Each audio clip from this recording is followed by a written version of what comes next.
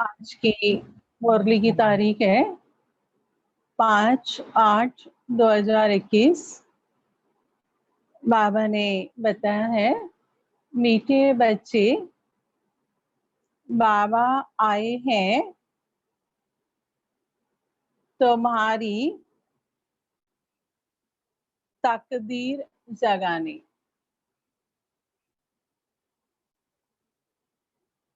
पावन बनने से ही तकदीर जगेगी। पावन बनने से ही तकदीर जगेगी। तो बाबा के घर में हम आए हैं तकदीर जगाने।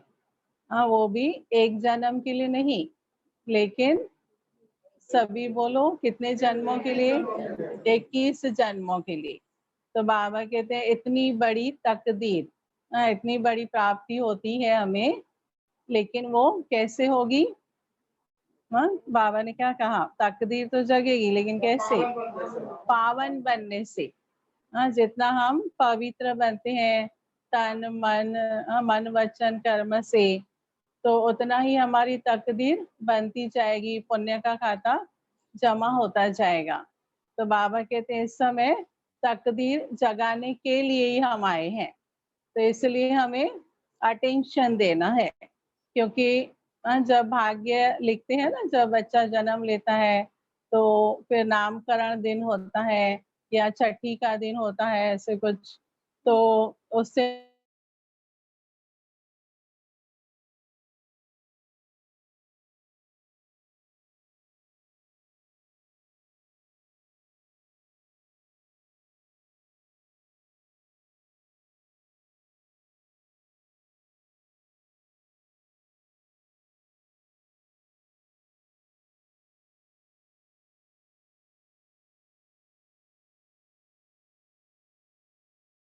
तकदीर को लकीर लगाएं। क्योंकि अगर बाबा की याद में नहीं रहे, तकदीर जगी हुई है, उनकी निशानी क्या होगी? जिन बच्चों की तकदीर जगी हुई है, उनकी निशानी क्या होगी? अब एक तो क्या बाबा ने कहा कि यहाँ पहुंच गए माना तकदीर जग गई, लेकिन फिर इसमें भी क्या है? नंबर वार भी है। तो तकदीर जगी है अगर हमारी, तो कैसे पता चलेगा? विकर्म नहीं होंगे। और बाकी क्या बोल रहे हैं? हाँ जी, खुशी में रहेंगे। और क्या निशानी होगी? दुखी नहीं होंगे। वे बाकी के सबका मौन है। हाँ, सभी बोलो, क्या कहेंगे? निशानी कुछ दिखाई देती है? तकदीर जगी है? जगी है। हाँ, अभी दूसरों को भी बोलने दीजिए। हाँ, तो कैसे मालूम जगी है? कैसे मालूम? बाबा ने बोला है इसलिए, लेकिन आपका अनुभव क्या है? जगी है तकदीर, तो कैसे, मतलब क्या लगता है ऐसे कि हमारी तकदीर जगी है? हाँ जी, बाबा ने क्या लिया? चुन लिया, ऐसे ना? हाँ, भगवान ने हमें सिलेक्ट किया, ये निशानी है। और तकदीर अच्छी होती है किसी की भी, तो क्या निशानी दिखाई देती है? जीवन में प्राप्ति होती है, खुशियां होती है। उनको देखकर लगता है ना कि ये भाग्यशाली है। क्यों? क्योंकि उसके पास सब कुछ है। तो इसके पास हर प्राप्ति है, इसलिए वो भाग्यशाली है। तो हमारे पास भी प्राप्ति है ना, लेकिन दूसरों को क्या दिखता है? बाबा कहते हैं अगर आपको प्राप्ति का नशा होगा तो दूसरों को दिखाई देगा, लेकिन हमको अगर त्याग का स्मृति रहेगी कि हमने ये त्याग किया, वो त्याग किया, तो दूसरों को भी त्याग दिखाई देगा। तो इसलिए बाबा कहते हैं तकदीर को ज्यादा से ज्यादा जगाओ। हाँ, वो फिर हमें मेहनत करनी होगी। तो बाबा ने कहा है कि देखो वो हमेशा सुख में रहेंगे, कोई दुख देगा भी तो क्या करेंगे, दुख लेंगे नहीं। और खुद भी सुखी रहेंगे, दूसरों को भी सुख देंगे। तो सुख देना और लेना, ये एक उसकी निशानी होगी। और भी बाबा ने बताया है, तो वो भी हम सुनेंगे निशानियां और चेक करेंगे। तो पहली निशानी है, वे सुख के देवता होंगे।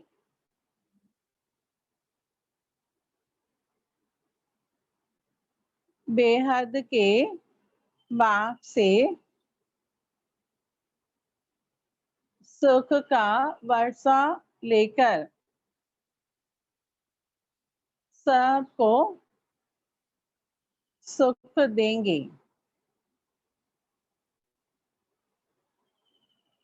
कभी भी किसी को दुख नहीं दे सकते।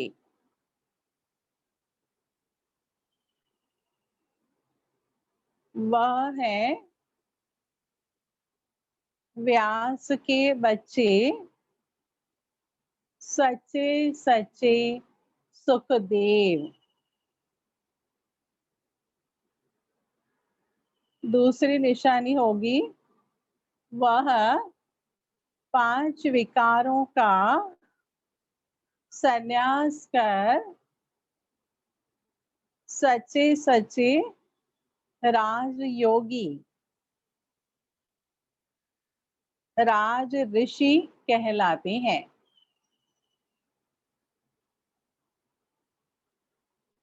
तीसरी निशानी है, उनकी अवस्था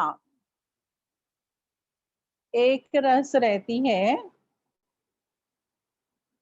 उन्हें किसी भी बात में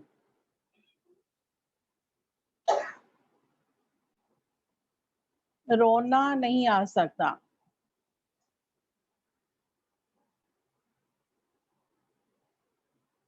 उनके लिए कहते हैं मोह जीत। उनके लिए ही कहते हैं मोह जीत। तो ये है 3 विशेष निशानियां। गीत है, तकदीर जगाकर आई हूँ। आगे क्या है, मैं एक नई दुनिया बसाकर आई हूँ। तो बाबा के बनने के बाद सब नया नया लगा या सब पुराना ही लगा? सब नया लगा? क्या नया लगा? सब नया लगा वैसे। हाँ, परिवर्तन हुआ। हाँ हाँ, पहले तनाव में थे, उदास थे, अभी हर्षित रहते हैं, खुशी में रहते हैं। ऐसा है? हाँ, लेकिन वो खुशी टेम्पररी होती है ना। यहाँ बैठे हैं तो खुश, बाहर गए तो हाँ फिर दुखी हो जाते हैं। तो बाबा कहते हैं मधुबन में भी आते हैं ना, फिर घर जाते हैं तो नशा डाउन, सोडा वाटर, तो वो अवस्था नहीं बनती है। तो बाबा कहते हैं अभी ऐसी अवस्था बनाओ कि यहाँ पर हो या घर पे हो, लेकिन अवस्था एक जैसी हो। देखो दादियाँ जो है वो भले कहाँ भी पूरे विश्व में ट्रैवल करती हैं, लेकिन सब जगह अवस्था तो वही रहती है ना, बदलती नहीं रहती है इनकी अवस्था। तो ऐसे ही हमारी अवस्था क्या होता है, बदलती रहती है। तो बाबा कहते हैं इसलिए फिर चंद्रवंशी बन जाते हैं, क्योंकि चंद्रमा की कलाएं जो है वो कम होती जाती है और सूर्य की नहीं होती है, वो सदा संपूर्ण होता है। तो इसलिए हमें ये ध्यान रखना है कि घर में भी हम इतना खुशी में रहें। अब परिस्थितियां हैं तब खुशी में रहें, तभी तो चैलेंज है ना, तभी तो विजयी कहेंगे। नहीं तो यहाँ तो कोई युद्ध नहीं है, कोई बोलने वाला नहीं है कुछ, तो इसलिए फिर इसमें कोई चैलेंज नहीं है, उसमें कोई विजयी नहीं बनेंगे। लेकिन जब कोई युद्ध करते हैं, विजयी बनते हैं, फिर उसको विजय का तिलक मिलता है। तो बाबा कहते हैं घर में या फिर कोई भी फील्ड में, वहां भी समस्याएं तो आएगी, लेकिन हम तकदीरवान है ना, तो फिर खुशी में रहेंगे। तो उसके लिए फिर स्मृति भी रखनी पड़ेगी ना, कि मैं कौन हूँ, किसका बच्चा हूँ, तब तो फिर खुशी में रहेंगे। तो बाबा कहते हैं तुमको सुखदेव बनना है। क्या बनना है? अर्थात दूसरों को सुख ही देना है, सुख देना है। दूसरा भले दुख दे, लेकिन हमें हमें सुख ही देना है। अब उसने दुख दिया तो उसका हिसाब किताब बना, उसको चुकता करना होगा, वो बाबा जाने वो जाने, लेकिन हमें फिर भी सुख ही देना है, माना शुभ भावना उसके लिए भी रखनी है। तो बाबा कहते हैं ऐसी तकदीर बनानी है, क्योंकि नई दुनिया में तो हमें जाना है ना, उसमें ऊंच पद उनका बनेगा जो अपनी अच्छी अवस्था बनाते हैं, उस पर मेहनत करते हैं, पढ़ाई ठीक से करते हैं। तो इसलिए हमें उच्च पद पाना है, तो फिर पुरुषार्थ भी वैसा चाहिए। ओम शांति। गीत की एक लाइन सुन करके भी मीठे मीठे बच्चों के रोमांच खड़े हो जाने चाहिए। देखो गीत ही कितना अच्छा है, तकदीर जग रही है।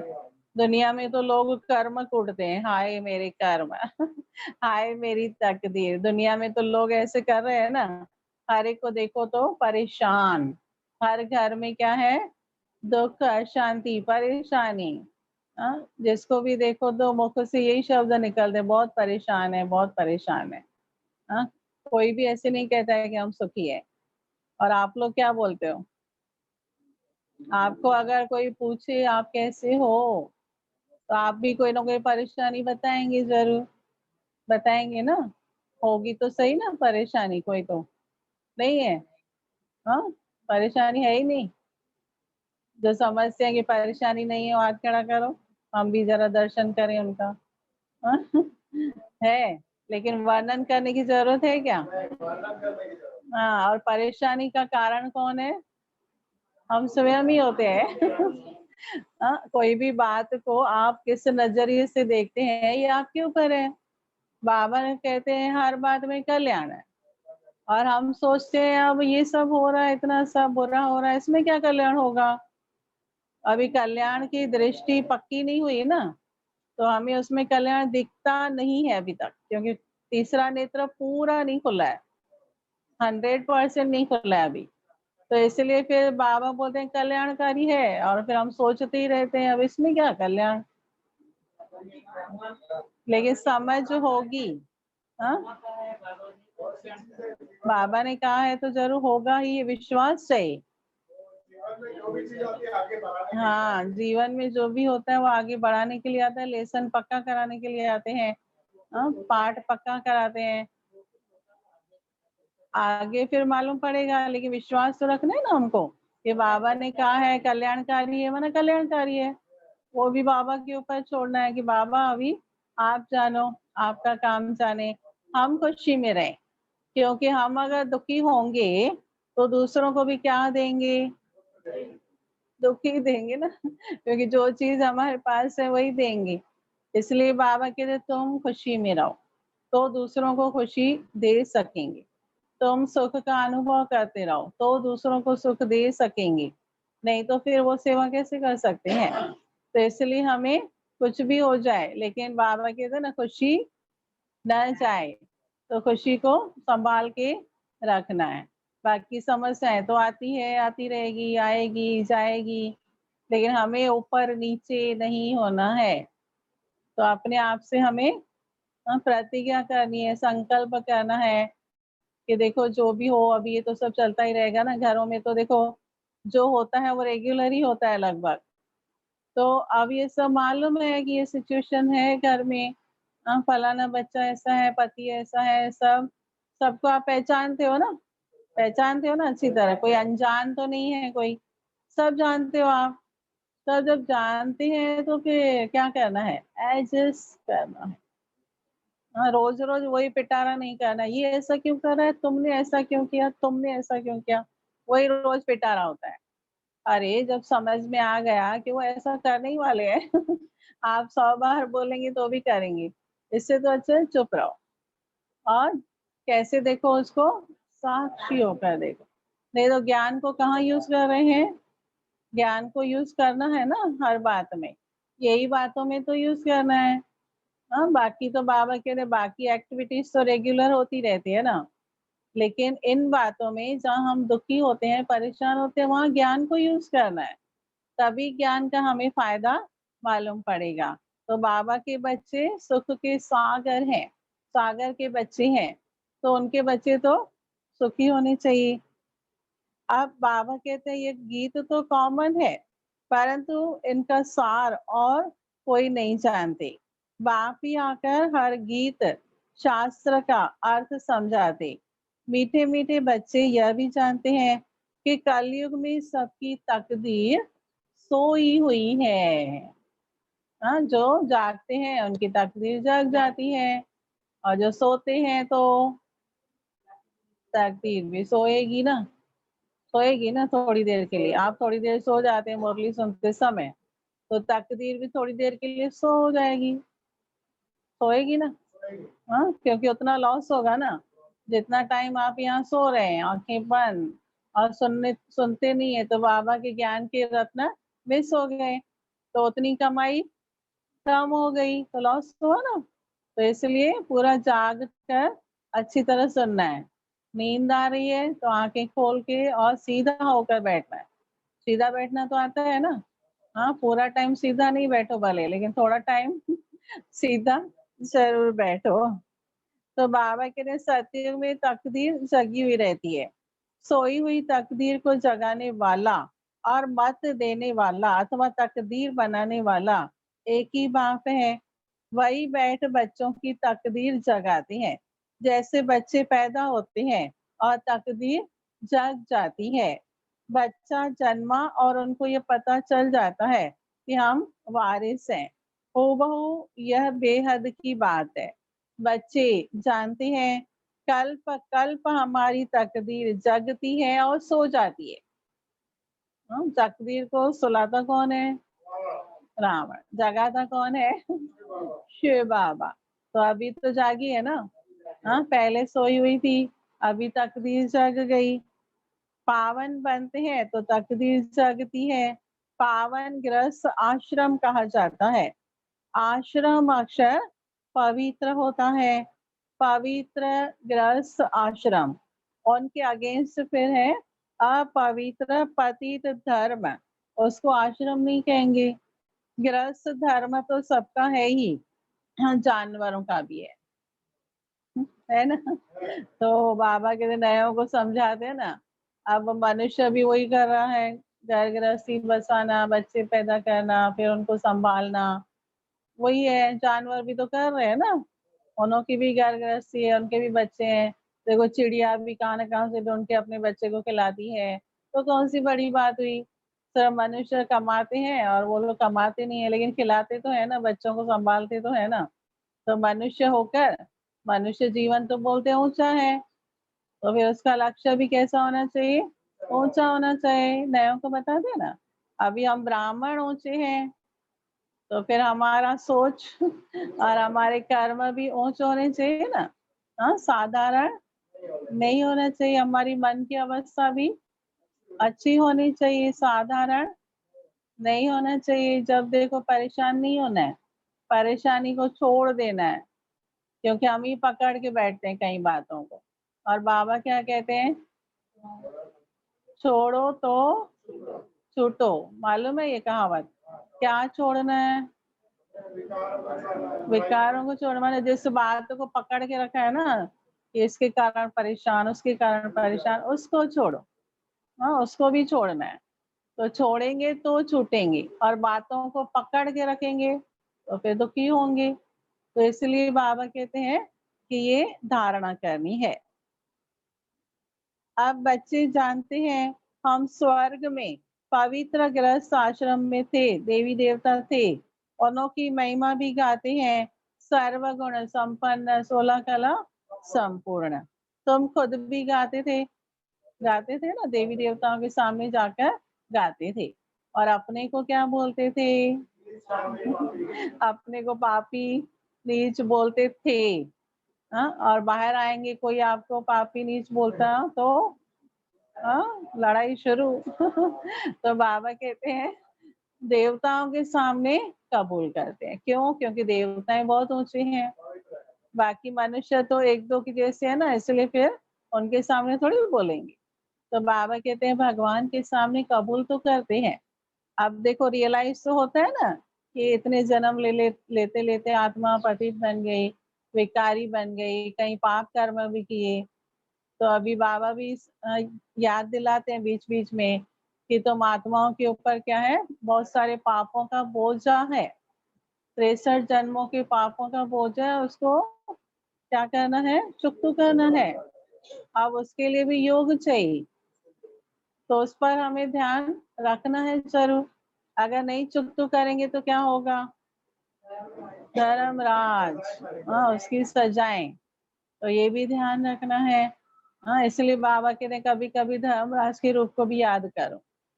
हाँ तो कम से कम योग तो करेंगे, हाँ विकर्म विनाश करेंगे। तो बाबा कहते हैं देवी देवताओं का धर्म है। फिर ब्रह्मा विष्णु शंकर को भी देवता कहते हैं। ब्रह्मा देवताय नमः, विष्णु देवताय नमः। शिव के लिए कहेंगे शिव परमात्माय नमः। तो फर्क हुआ ना, शिव और शंकर को एक कह नहीं सकते। पत्थर बुद्धि थे, अब पारस बुद्धि बन रहे हैं, अभी एक नहीं कहेंगे ना। अब शिव अलग है, शंकर अलग है। तो देवताओं को तो पत्थर बुद्धि नहीं कहेंगे, वो तो बहुत समझदार हैं, उनकी जीवन कितनी अच्छी है, ऐसी जीवन तो और कोई की है ही नहीं। और हम भी अभी बना रहे हैं अपनी जीवन, कैसी बनानी है, देवी देवताओं के जैसी। फिर ड्रामा प्लान अनुसार रावण राज्य होने से उन्हों को भी सीढ़ी उतरनी है, पारस बुद्धि से पत्थर बुद्धि बनना है। तो सबसे बुद्धिमान बनाने वाला वो तो एक ही है, वही है बुद्धिवानों की बुद्धि। तुमको पारस बुद्धि बनाते हैं, तुम यहाँ आते हो पारस बुद्धि बनने। पारसनाथ के भी मंदिर है, वहां मेला लगता है, परंतु यह किसको पता नहीं कि पारसनाथ कौन है। वास्तव में पारस बनाने वाला तो बाप है, वह है बुद्धिवानों की बुद्धि। यह है तुम बच्चों की बुद्धि के लिए खुराक। क्या है ये मुरली जो है वो क्या है, हमारे लिए खुराक है, बुद्धि के लिए खुराक। तो खुराक सुबह में खाते हैं ना, फिर सारा दिन एनर्जेटिक होते हैं, शक्तिशाली बनकर रहते हैं। तो इसलिए बाबा कहते हैं सुबह सुबह तुमको ज्ञान रत्न मिलते, ये भोजन आत्मा को बहुत शक्ति देता है। तो ये सुनने से फिर आत्मा कैसी रहेगी, शक्तिशाली रहेगी। तो इसलिए बाबा कहते हैं ना रोज मुरली जरूर सुनना है। अब सुबह भी नहीं सुनते हैं तो फिर शाम को तो जरूर सुनना ही चाहिए। 2 टाइम क्लास है तो एक टाइम तो कर ही सकते हैं ना। तो बाबा कहते हैं बुद्धि कितना पलटती है, जैसे गाया जाता है see no evil hear no evil. अब बंदरों की तो बात ही नहीं, ये बंदर जो है वो बुरा बोलते हैं क्या, तो बोलना आता ही नहीं। बोलने वाला कौन है, एक ही प्राणी है, मनुष्य। और देखा है बंदरों को। फिर बाबा ने किसका चित्र बनाया, दीदी का। तो बाबा ने शिक्षा दिया कि बुरा मत बोलो, बुरा मत देखो। तो ये अभी प्रैक्टिकल में करना है। तो बाबा कहते हैं बुरा देखते देखते क्या बन जाएंगे, फिर पहले ही बुरे थे, अब और भी बुरा बुरा देखेंगे तो क्या बन जाएंगे, बुरे बन जाएंगे। अवगुणों को देखेंगे तो अवगुण आ जाएंगे। इसलिए अभी क्या आदत बनानी है, दूसरों के गुणों को ही देखना है, विशेषताओं को ही देखना है, दूसरों की अच्छाइयों को ही देखना है। भले बुराइयां तो सब में होगी ना, कोई देवता तो है नहीं इधर, सब पुरुषार्थी हैं, तो बुराई भी होगी जरूर, लेकिन हमें अच्छाइयों को ही देखना है। तो बाबा कहते हैं गुणों को देखते देखते गुणवान बन जाएंगे, कितना सहज है। नहीं तो कितनी मेहनत लगेगी, एक एक गुण को धारण करने के लिए बहुत मेहनत लगती है। लेकिन सिंपल है कि बाबा कहते हैं दूसरों के गुणों को देखते रहो तो गुणवान बन जाएंगे। तो मनुष्य ही जैसे बंदर मिसल बन जाते हैं, एप्स वन मनुष्य से भेंट की जाती है। और कहते भी क्या है कि मनुष्य पहले कैसे थे, बंदर के जैसे थे। तो ये पूछ कहाँ चली गई? बंदर के जैसे थे माना बाबा कहते हैं सूरत तो मनुष्य की है लेकिन सीरत बंदर जैसी, क्योंकि बंदर में सब विकार ज्यादा होते हैं। तो मनुष्य में भी अभी विकार अति हो गए ना। दुनिया में आप देख रहे होंगे, न्यूज़ सुनते होंगे, कितना क्रोध है हम, कितना मोह है, कितना लोभ, पेट ही नहीं भरता है धन से, तो उसके लिए बुरे काम करते रहते हैं, अहंकार कितना है। तो बाबा कहते हैं ये सब अभी अति में और होना है। मनुष्यों की वृत्तियां जो है वो विकारी वृत्तियां और बढ़नी है, क्योंकि माया का असर और बढ़ना है, फिर अति होकर अंत होना है। तो इसलिए फिर ऐसे में बाबा कहते हैं अपनी अवस्था को मजबूत बनाना ही होगा, नहीं तो उस नेगेटिविटी का असर हमारे ऊपर भी हो सकता है। ऐसे निश्चिंत नहीं रहना, बाबा है ना, बाबा है ना, बाबा तो है, लेकिन आप उसको साथ में कितना रखते हो। तो ये आपकी कोई कीमती चीज घर में है और बाहर में आप बंदूक समझो घर में रखी है और आप बाहर में हैं, तो वहां पर आप सोचेंगे क्या, है ना मेरे पास बंदूक है ना, अरे वो तो है घर पे है। अभी रास्ते में आपके सामने कोई दुश्मन आया तो वहां तो नहीं है ना, तो वहां तो असर होगा ना, अटैक होगा ना। तो ऐसे ही हम भी अलबेले हो जाते हैं, हम बाबा है ना, हम तो बाबा के ही है। ऐसा नहीं चलेगा, बाबा को प्रैक्टिकली साथ रखेंगे तो सेफ रहेंगे। इसलिए बाबा कहते हैं कोई ना कोई संबंध से मुझे साथ रखो, मेरी याद में रहो, छत्र छाया में रहो, तो सेफ रहेंगे, नहीं तो परिस्थितियों के वश हो जाएंगे फिर। तो इसलिए बाबा कहते हैं अभी तुम बच्चों की बुद्धि को खुराक मिल रही है, बेहद का बाप खुराक दे रहे हैं, यह पढ़ाई है।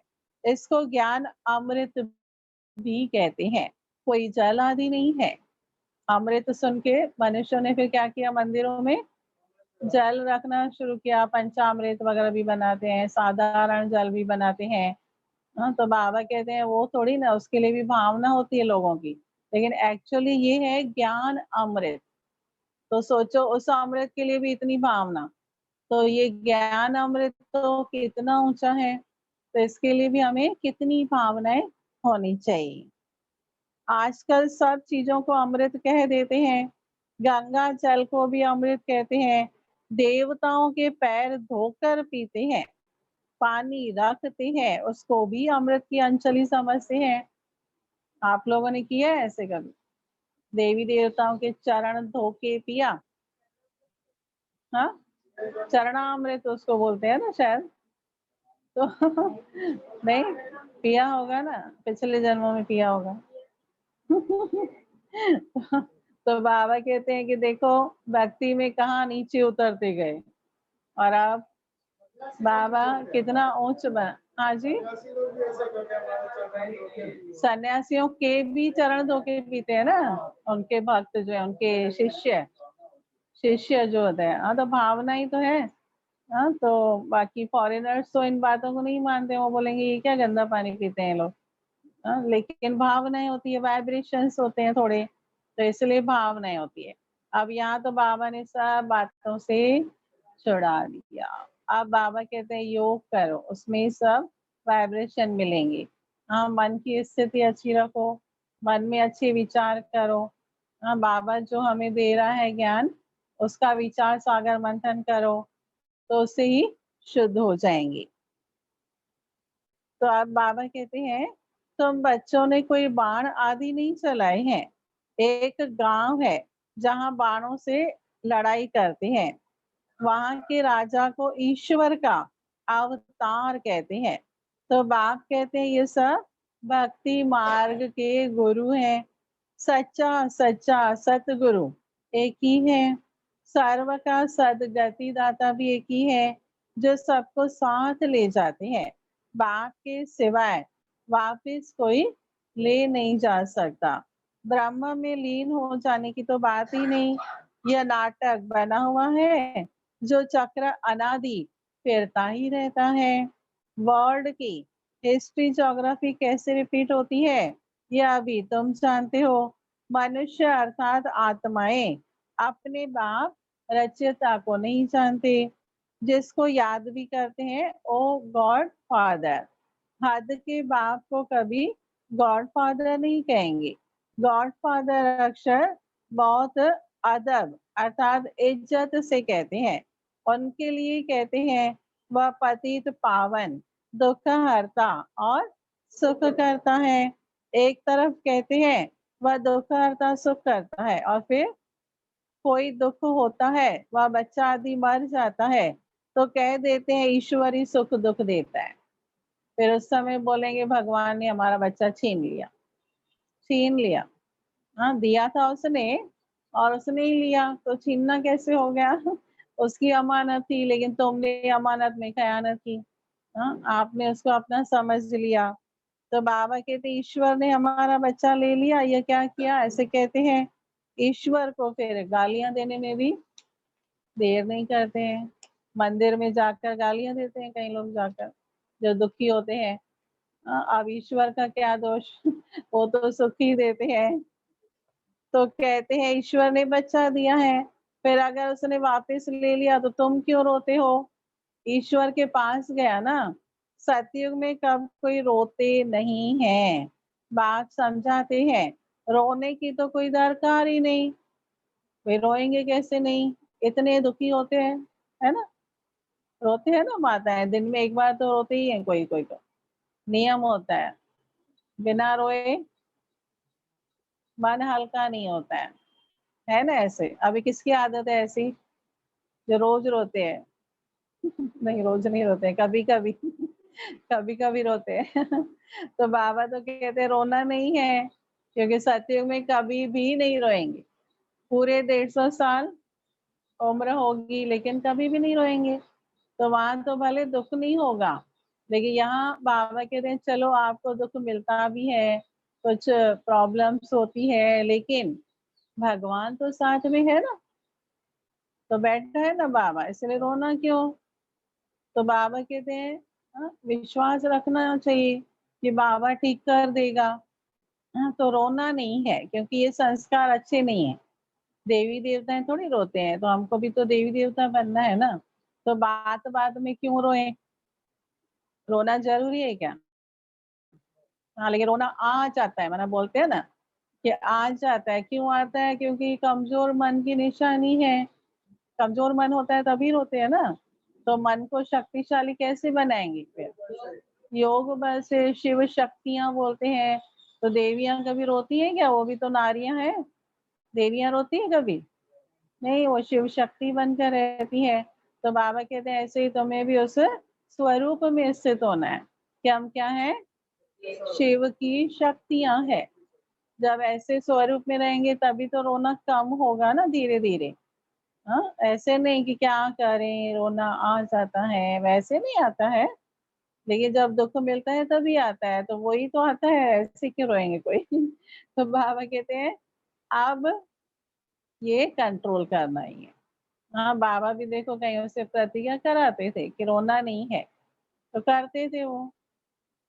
तो ऐसे ही भाई लोग क्या करेंगे? भाई लोग नहीं रोते हैं। मन का रोना तो रोते हैं। हाँ कोई कोई मन का रोना रोते हैं, वो भी नहीं रोना है ना। क्योंकि रोना माना दुखी होना। और बच्चे किसके हैं? सुख के सागर के बच्चे, तो दुखी क्यों हो गए हम? बाबा कहते हैं दुख तो देने वाले मिलेंगे ना, अंत तक मिलेंगे। लेकिन हमें लेना है नहीं लेना है, ये समझ बाबा ने हम बच्चों को दी है ना। ज्ञान दिया है ना कि दुख लेना है नहीं लेना है। फिर क्यों लेते हैं? जबरदस्ती देते हैं कोई?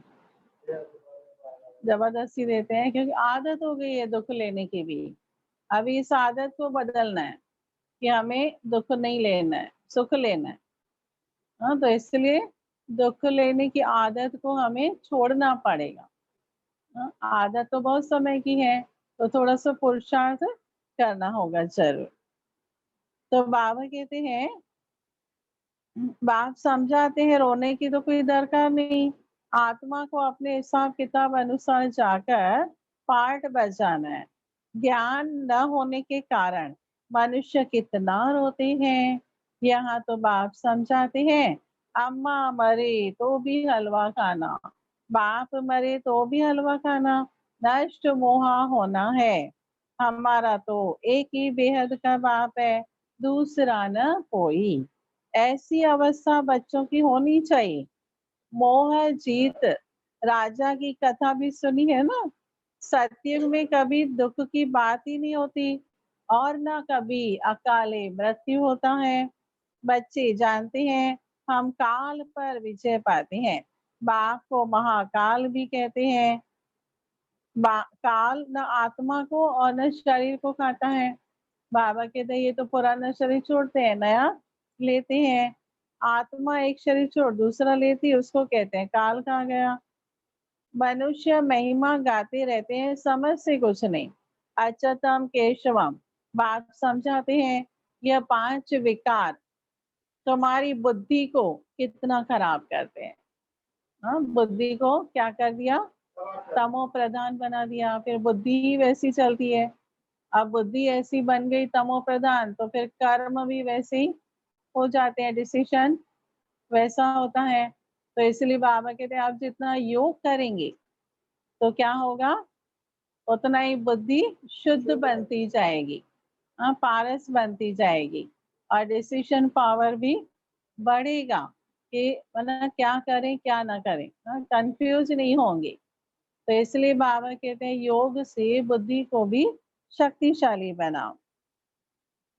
इस समय कोई भी बात को नहीं जानते, इसलिए इनको आरफन की दुनिया कहा जाता है। कितना आपस में लड़ते झगड़ते रहते हैं। ये सारी दुनिया क्या है, बाबा का घर है ना। तो बेअद का बाप है, तो देखते हैं कैसे लड़ झगड़ रहे हैं। इसलिए आकर के अभी सब लड़ाइयाँ बंद करवा रहे हैं।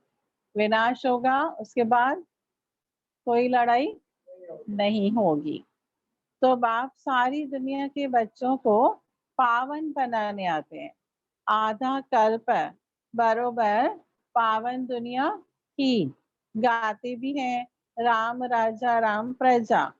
वहां फिर अधर्म की बात कैसे हो सकती, कहते भी हैं वहां शेर और बकरी इकट्ठे जल पीते हैं। फिर वहां रावण आदि कहाँ से आए, वहां तो जानवर भी झगड़ते नहीं, तो वहां तो रावण है ही नहीं कोई, वहां तो राम राज्य है। तो बाबा कहते हैं कि देखो सभी मिल कर के रहते हैं, जानवर भी। यहाँ तो मनुष्य भी मिल करके नहीं रहते हैं, जानवर फिर भी मिल के रहते हैं लेकिन मनुष्य झगड़ते रहते हैं। थोड़ी सी बात में भी क्या होता है, झगड़ा शुरू होता है ना। हाँ, घर में, रास्ते में भी थोड़ा कुछ हुआ तो झगड़ा शुरू हो जाता है। अब बाबा कहते हैं कि बाप आकर ज्ञान देते हैं, यह पतित दुनिया है।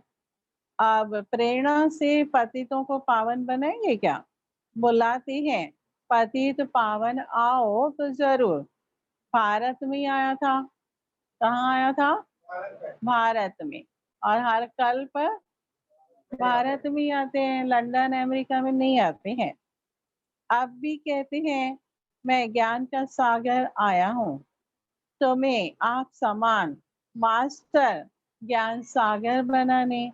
बाप को ही सच्चा सच्चा व्यास कहेंगे। तो यह व्यास देव और तुम उनके बच्चे सुख देव, तुम अभी सुख के देवता बनते हो। तो हमें दूसरों को सुख ही देना है, ये पक्का करना है। सुख देने से क्या मिलेगा, सुख मिलेगा और दुआएं भी मिलेगी। हाँ, तो सुख कैसे देना है, श्रीमत पर, ये भी बाबा ने समझाया है। तो सुख का वर्षा ले रहे हो व्यास शिवाचार्य से। व्यास के बच्चे तुम हो, परंतु मनुष्य मूंझ न जाए, इसलिए कहा जाता है शिव के बच्चे। उनका असल नाम तो शिव है। आत्मा को जाना जाता है परमात्मा को भी जाना जाता है, वही आकर पावन बनने का रास्ता बताते। कहते हैं मैं तुम आत्माओं का बाप हूँ, कहते हैं अंगुष्ठ मिसल है, इतना बड़ा तो यहाँ ठहर न सके। और बाबा का रूप क्या है, वो भी ज्योति बिंदु स्वरूप है, अंगुष्ठ मिसल नहीं, अंगूठा तो फिर भी बड़ा होता है ना, तो ब्रह्मा बाबा की प्रकृति में कैसे रहेगा। तो बाबा तो बहुत छोटा बिंदी है। आप बाबा कहते हैं कि देखो इतना बड़ा तो यहाँ ठहर न सकेगा, तो बहुत सूक्ष्म है। डॉक्टर लोग भी माथा मारते हैं, किस लिए, आत्मा को देखने के लिए। जब कोई मरने पर होते हैं तो सोचते हैं कि देखें कैसे आत्मा निकलती है, लेकिन कभी सक्सेस नहीं हुए, परंतु देख नहीं सकते। आत्मा को रियलाइज किया जाता है। बाप पूछते हैं अब तुमने आत्मा को रियलाइज किया। क्या पूछ रहे हैं, आत्मा को महसूस किया कि बाबा ने बोला तुम आत्मा हो, हाँ मैं आत्मा हूँ, लेकिन महसूस किया क्या, कैसे महसूस करते हैं, जब शरीर से अलग होंगे तो महसूस करते हैं ना। तो योग में बाबा ने क्या कहा कि शरीर से डिटैच होकर अपने को आत्मा समझो, समझो माना महसूस करो। तो ऐसे बाबा के तो शांति में बैठ के ये महसूस करना है, हाँ, खाली सुनना नहीं है, समझना नहीं है, लेकिन रियलाइज करना है। तो इतनी छोटी सी आत्मा में अविनाशी पाठ नोंदा हुआ है, जैसे एक रिकॉर्ड है। पहले तुम देह अभिमानी थे, अभी देह अभिमानी बने हो। तुम जानते हो हमारी आत्मा 84 जन्म कैसे लेती है, उनका एंड नहीं होता है। कोई कोई पूछते हैं यह ड्रामा कब से शुरू हुआ, परंतु यह तो क्या है, अनादि है, यह कभी विनाश नहीं होता। इनको कहा जाता है बना बनाया अविनाशी वर्ल्ड ड्रामा। तो बाबा कहते ड्रामा को तो देखा जाता है साक्षी होकर, बाकी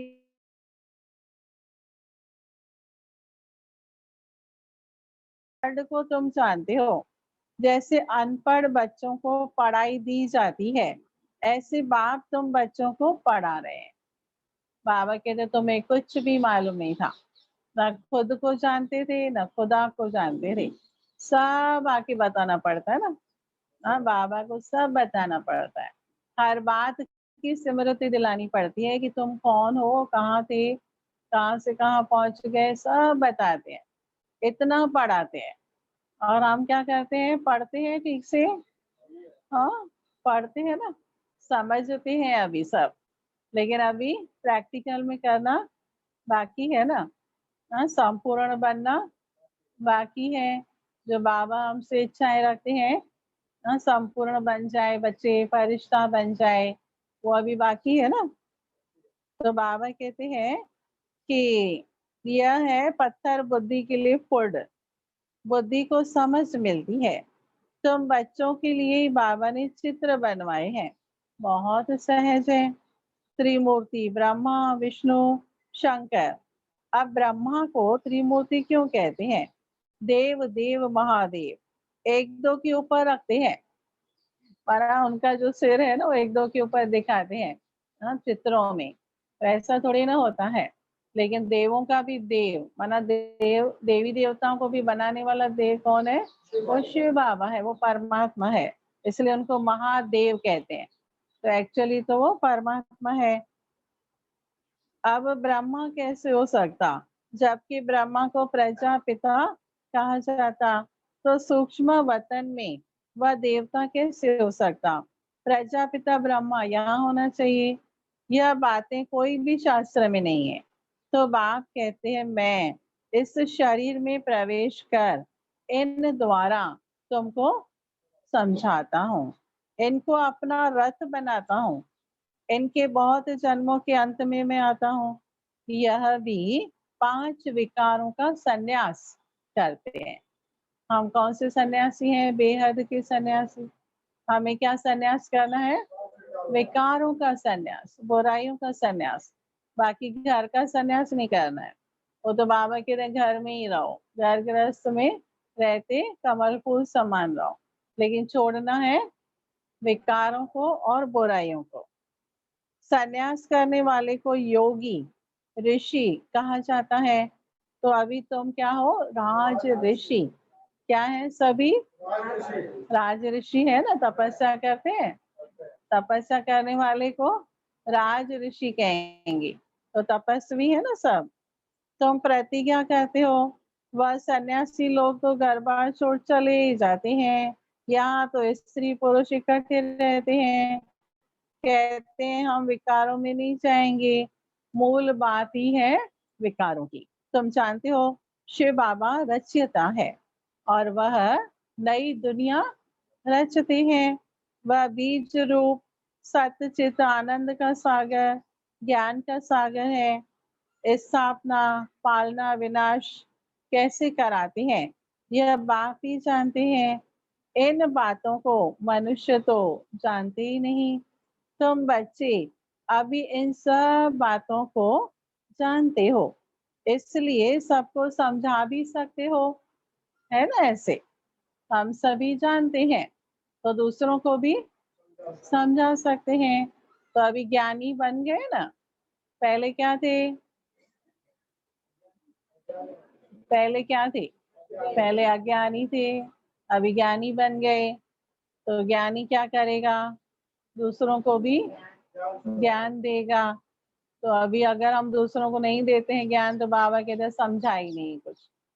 तो इसलिए हमें दूसरों को जरूर देना है, क्योंकि जो चीज हमारे पास है तो वो देना ही चाहिए। तो जो भी मिले उनको ज्ञान दे सकते हैं। तो बाबा कहते हैं ये भी आदत डालनी है कि दूसरों को ज्ञान देना है। अच्छा, नए लोग नहीं मिलते हैं तो पुराने लोग मिलते हैं तो उनको क्या देंगे? उनको भी तो ज्ञान की बातें याद करा सकते हैं ना कि आज बाबा ने क्या बताया। हाँ, आज बाबा ने क्या विशेष बात कही, ये तो एक दो को याद दिला सकते हैं ना। तो उससे भी पुरुषार्थ बढ़ेगा। तो पुरुषार्थ बढ़ेगा तो आपको शेयर मिलेगा। तो बाबा कहते हैं ये भी ज्ञान देना हो गया ना।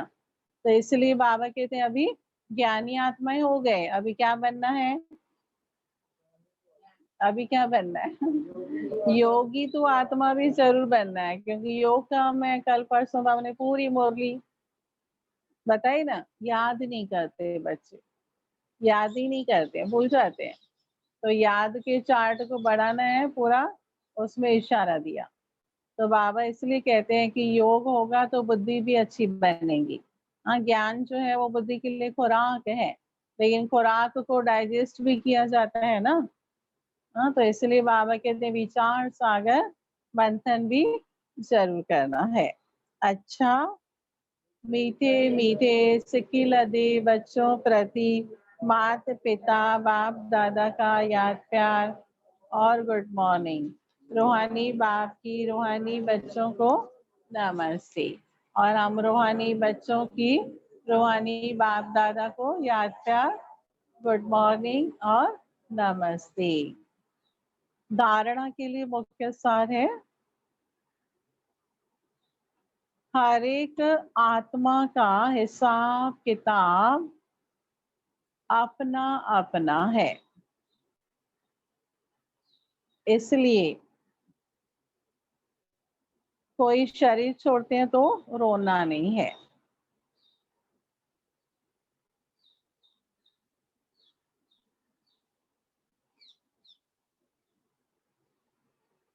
पूरा नष्ट मोहा बनना है। बुद्धि में रहे हमारा तो एक बेहद का बाप, दूसरा न कोई। दूसरी पॉइंट, 5 विकार जो बुद्धि को खराब करते हैं उनका त्याग करना है। सुख का देवता बन सबको सुख देना है। किसी को दुख नहीं देना है, किसी को दुख नहीं देना है। बाबा ने वरदान दिया है आज, रहम की दृष्टि द्वारा घृणा दृष्टि को समाप्त करने वाले नॉलेजफुल भव, नॉलेजफुल भव।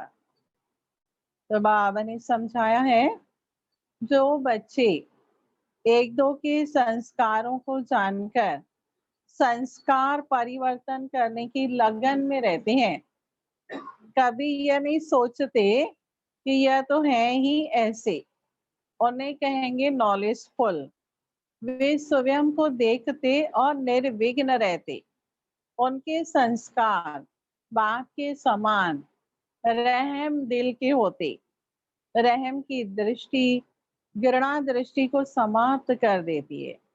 तो ऐसे रहम दिल बच्चे कभी आपस में खिट नहीं करते, वे सपूत बनकर सबूत देते हैं। स्लोगन है, सदा परमात्म चिंतन करने वाले ही बेफिक्र बादशाह हैं,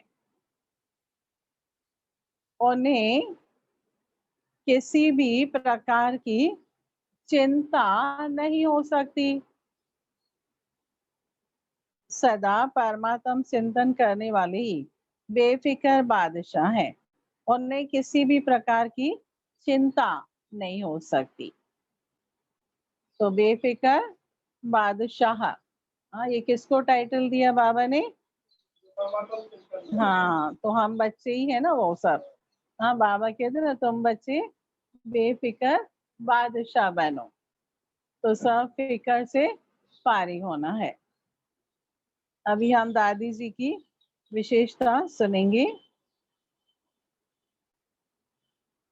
तो आज 5वीं विशेषता है, सदा यज्ञ स्नेही और यज्ञ रक्षक। हाँ, ये दादी की विशेषता है। आप डिटेल में बताया है, बाबा की यज्ञ की व परिवार की कभी कोई निंदा करे, यह दादी सुन नहीं सकती थी। दादी इसे वहां पाप समझती। दादी सदा यज्ञ रक्षक बनकर रही। देखो इतनी ऊंची धारणाएं थी कि यज्ञ किसका है, भगवान ने रचा है, और उसकी निंदा या उसके लिए आपस में ही ऐसे बातें करते ना, देखो ऐसे हो रहा है वैसे हो रहा है, ये ठीक नहीं हो रहा है वो ठीक नहीं हो रहा है, और यज्ञ में रह रहे हैं। तो बाबा कहते हैं कि हाँ, हमारा यज्ञ है ना, हमारा घर है, तो इसकी कोई बुराई करे वो हमें सुनना चाहिए? नहीं सुनना चाहिए ना, क्योंकि हमारा ही घर है, हमारा ही यज्ञ है। तो बाबा कहते हैं उनकी बुद्धि में सदा यही रहता कि यह यज्ञ हमारे यज्ञ पिता का है, इसकी हमको सबको मिलकर संभाल करनी है। संभाल करनी है माना वातावरण को अच्छा बनाए रखना है। हाँ, इसमें नेगेटिविटी ना आए, यज्ञ की कोई निंदा ना करे, डिससर्विस ना करे, यह ध्यान रखना है। कोई भी ईश्वरीय नियम व मर्यादा का उल्लंघन कर यज्ञ की व यज्ञ के पिता की कभी निंदा नहीं करानी है। अगर कोई ब्राह्मण कुल की मूल मर्यादाओं का उल्लंघन करता तो वे शक्ति रूप बनकर निर्णय लेती। साकार बाबा ने तो अपने आप सब कुछ करके अपने आप को छिपाया, लेकिन दादी ने बाबा को छिपने नहीं दिया। यज्ञ के लिए बाबा के लिए उनका अति प्यार रहा। इसी प्यार के पीछे उन्होंने उन्होंने विश्व को कुर्बान करा दिया। इस महान यज्ञ की दादी ने दिल से संभाल की। यज्ञ सेवा करने के लिए कितनी आत्माओं को लायक बनाया। शिव बाबा का भंडारा सदा भरपूर रहे, यही उनका लक्ष्य रहा। तो ये रोज हम एक एक विशेषता सुनते हैं, किस लिए? हमें भी वैसा बनना है ना, हमें भी ऐसी विशेषताओं को धारण करना है। तो दादी को देखो यज्ञ से इतना प्यार था, तो यज्ञ की संभाल करने के लिए उन्होंने हर एक को तैयार किया, अपने जैसी टीचर्स को कितना तैयार किया उन्होंने।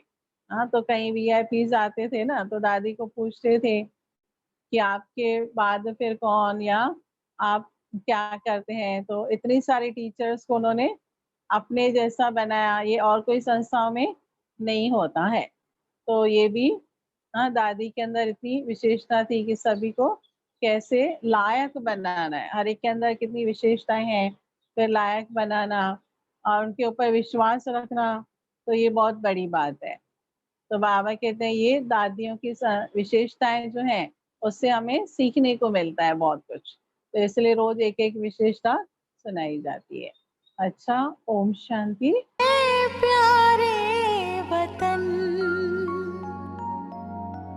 उड़ चले हम आज,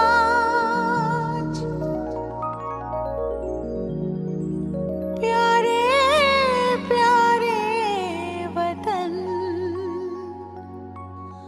उड़ चले हम आज, मेरे बाबा के पास, शिव बाबा के पास, मेरे बाबा के पास, शिव बाबा के पास।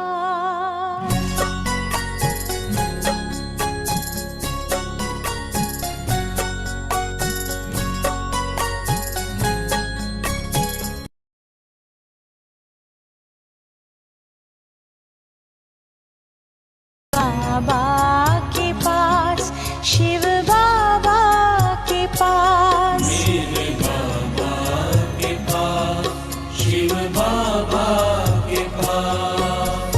मन में लगन और प्रीत में मगन, मन में लगन और प्रीत में मगन, चले बाबा के पास, शिव बाबा के पास, मेरे बाबा के पास, शिव बाबा के पास।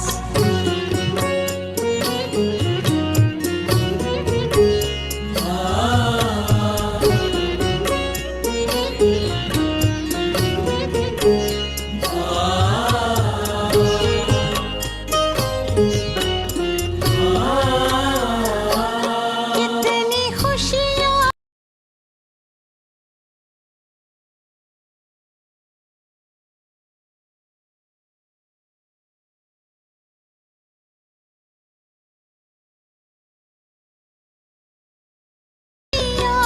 समाई निगाहों में है, मुझे खुद ही खुद पर होता है नाज, मुझे खुद ही खुद पर होता है नाज, प्यारे प्यारे वतन उड़ चले हम आज, मेरे बाबा के पास, शिव बाबा के पास, मेरे बाबा के पास, शिव बाबा के पास।